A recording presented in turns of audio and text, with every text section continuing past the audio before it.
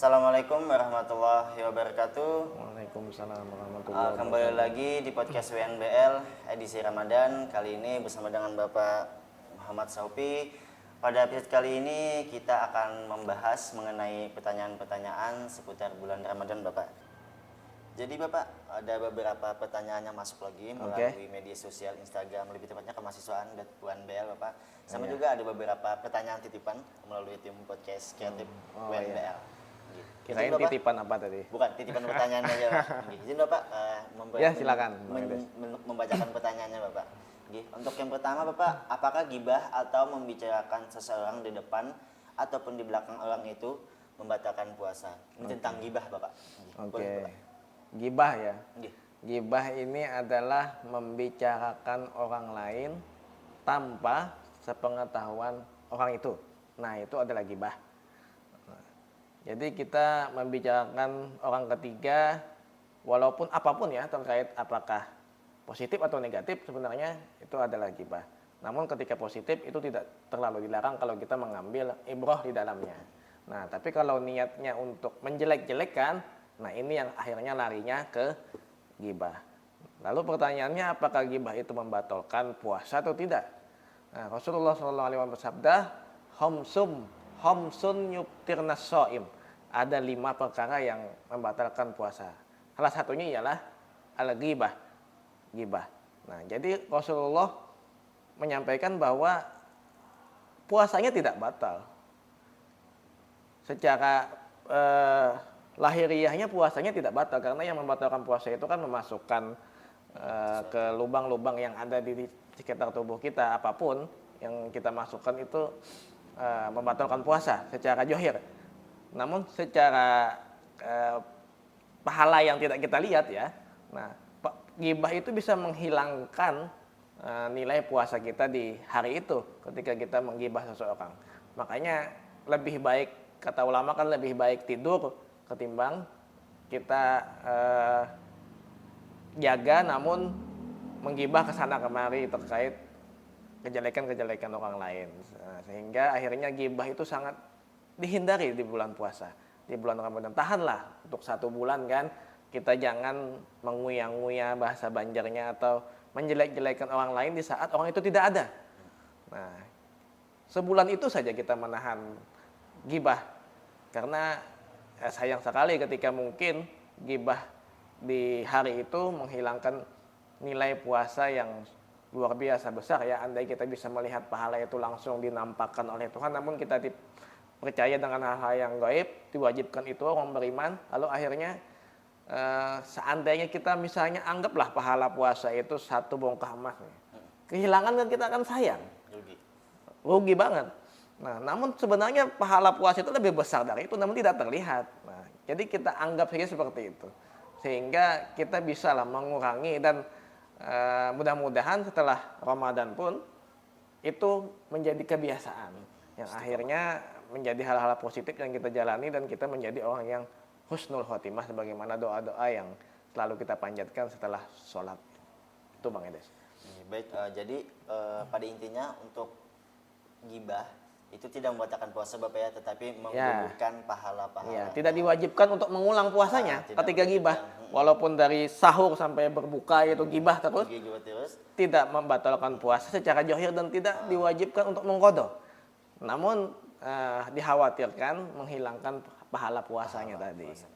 Malah sebenarnya gibah ini sebenarnya tidak diperbolehkan sih Pak ya. Iya, itu sesuatu perbuatan penyakit hati yang diharamkan sebenarnya. Nah, tidak dianjurkan dan diharamkan. Artinya ketika haram itu kan ma yu'aqabu ala fi'lih wa yusabu ala tarkih. Ketika kalimat itu haram, berarti itu apapun yang kita kerjakan itu berarti berdosa. Dan ketika meninggalkannya berpahala. Itu pengertian haram. Sedangkan membicarakan seseorang itu secara di depannya Bapak, itu apakah termasuk dengan gibah atau cuman gimana? Ya, kalau kita niatnya canda-candaan kan, itu ya tidak masalah lah kan. Guyonan-guyonan itu memang dianjurkan selama tidak menyinggung perasaan orang yang di hadapan kita. Lebih baik seperti itu ketimbang kita di belakang, tapi karena ketika kita membicarakan orang lain di belakang itu berarti niatnya tidak baik. Hmm. Ketika di depan kan fair saja kita. Dia bisa langsung menjawab, dia Ya. bisa langsung mengkonfirmasi atas apa yang kita sampaikan terhadap dia. Jadi itu tidak masalah. Malah lebih baik seperti itu ketimbang kita main belakang main kan. belakang. Lebih baik di depan daripada Iya, di ketimbang belakang. menusuk di belakang. Itu Iya. kan lebih berbahaya. Ya, semoga terjawab ya pertanyaannya mengenai pertanyaan pertama tadi. Lanjut Bapak, boleh Ya, untuk silakan. pertanyaan kedua. Untuk pertanyaan kedua, bagaimana cara agar bisa rutin membaca Al-Quran selama bulan Ramadan Bapak? Oke. Cara rutinnya mungkin Bapak kan tidak, katanya kan di bulan Ramadan ini kadang ngantuk, Iya. capek, nah dan lain sebagainya. Mungkin itu Bapak tips and trick lah mungkin Bapak. Oke. Iya, karena Ramadan ini kan semua amal ibadah itu dilipat gandakan. Man shoma Ramadana imanan wahtisaban ghufira lahu ma taqaddama min dzambih. Barang siapa berpuasa kata Nabi di bulan Ramadan apalagi ditambah dengan baca Al-Qur'an tadi, itu pasti dosa-dosanya yang terdahulu diampuni. Nah, jadi ketika kita bagaimana triknya, memang membaca Al-Quran ini dimulai dengan bagaimana kita membaca Al-Quran itu dengan tajwid atau tidak. Kita ini kadang ketika kita tidak bisa atau tidak lancar membaca Al-Quran, itu membuat kita malas. Kita saja tidak bisa membaca Al-Quran dengan baik dan benar, bagaimana membacanya untuk pengamalkannya. Nah, makanya dimulai dulu lah bagi mungkin teman-teman remaja atau pendengar lainnya yang merasa dirinya itu belum bisa membaca Al-Quran ya. Lebih baik belajar dulu di bulan Ramadan itu. Makanya ada banyak kan biasanya pesantren Ramadan yang khusus-khusus seperti itulah. Atau memang fokus di bulan Ramadan itu kalau merasa tidak bisa mengaji ya belajar mengaji dulu. Karena itu pun nilainya sama dengan mengajinya itu. Karena kita melihat di fakta di lapangan memang teman-teman remaja kita, mahasiswa misalnya, dari sekian 35 di kelas itu paling 1-2 yang lancar. Yang lainnya mungkin tajwidnya tidak tahu, ini huruf apa tidak mengena. Nah, akhirnya kita lebih awal dulu belajar dulu. Nah, nanti setelah kita lancar memang kita suara apalagi diberikan anugerah suara yang bagus, itu akan enak ketika kita membaca Al-Qur'an. Karena dengan perasaan dan pembacaan yang benar itu meningkatkan giroh kita untuk membaca Al-Qur'an walaupun tidak di bulan Ramadan.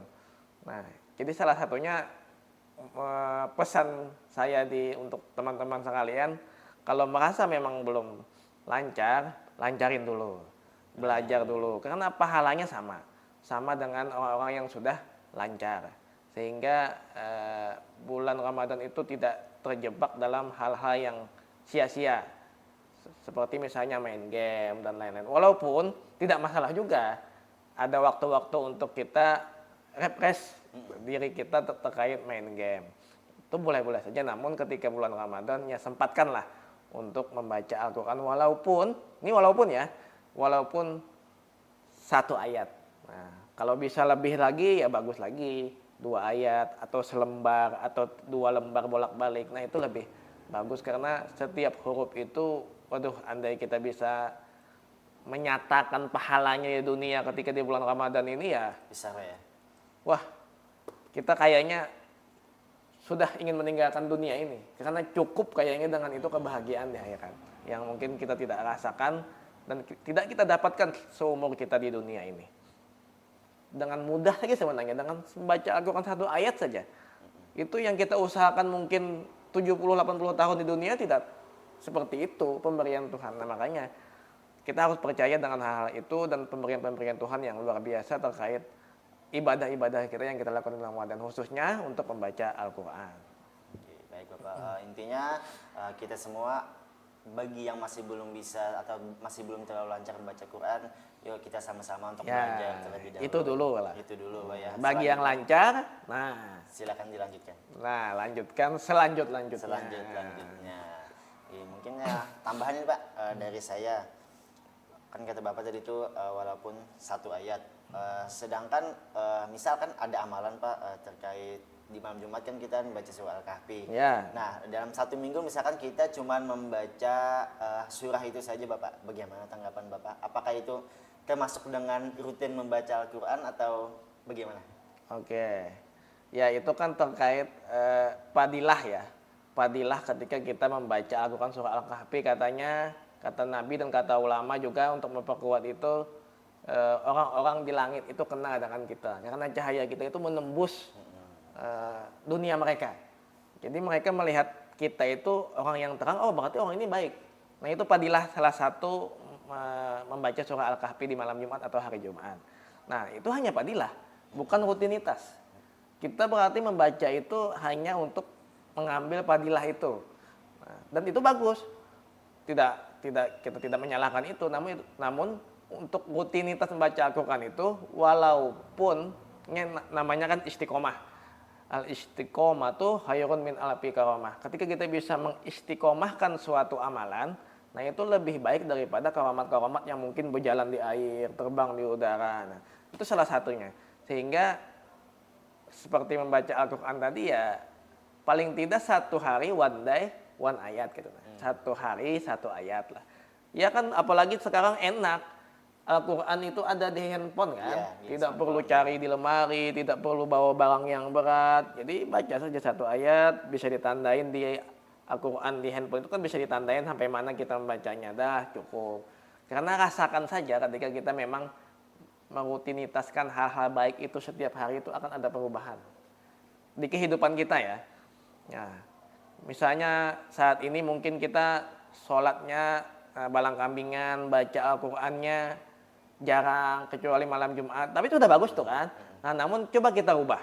Satu hari satu ayat misalnya.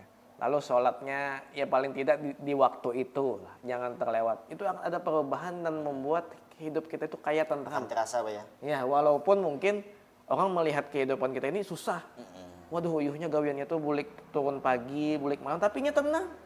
Kan masalah kebahagiaan itu bukan orang memandang kita, tapi bagaimana kita merasakan kebahagiaan itu di diri kita dan keluarga kita. Mungkin itu Bang Idris.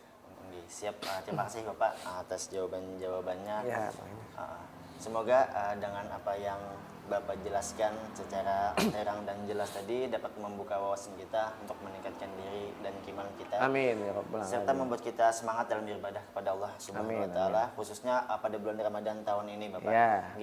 Mungkin itu saja podcast WNBL edisi Ramadan, khususnya pada episode tanya jawab bersama Bapak Muhammad Saupi. Sekian, terima kasih. Assalamualaikum warahmatullahi wabarakatuh. Waalaikumsalam warahmatullahi wabarakatuh. Allah